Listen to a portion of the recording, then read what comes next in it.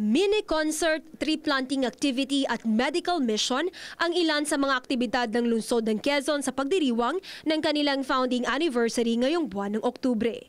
Ayon kay Chairman Aldrin Cunha ng Anniversary Committee, pinlano nilang gawing simple ngunit hindi malilimutan ang selebrasyon ng lungsod ngayong 2016.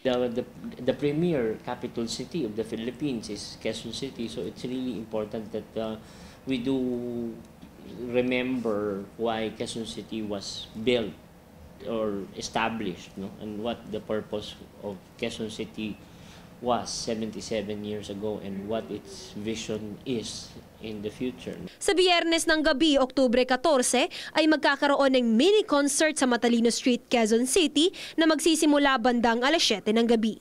Susundan naman ito ng tree planting activity sa Katipunan Avenue kung saan magtatanim sila ng higit kumulang 100 Palawan cherry blossoms sa araw ng Sabado, Oktubre 15. Pagsapit naman ng Linggo, Oktubre 16, medical mission ang pagkakaabalahan ng Quezon City sa pakikipagtulungan ng St. Luke's Medical Center. Pero ang pinakadapat tutukan ng mga residente ani Acuña ay ang State of the City address ni Mayor Herbert Bautista. Ito ay magaganap sa araw ng Lunes, Oktubre 17. Maaari itong matunghayan ng publiko sa pamamagitan ng LCD na itatayo sa ground floor ng City Hall.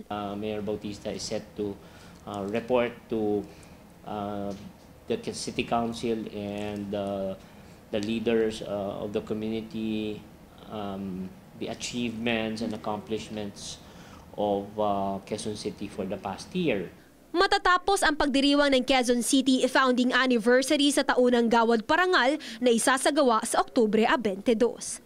Dito ay kikilalanin ang mga natatanging personalidad at institusyon sa Quezon City na nagbigay ng positibong kontribusyon hindi lamang sa lungsod kundi sa buong bansa.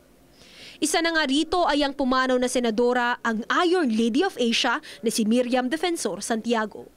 Inaanyayahan ang mga residente ng Quezon City na makibahagi sa malawakang selebrasyon ng pagkatatag ng lungsod ngayong buwan ng Oktubre.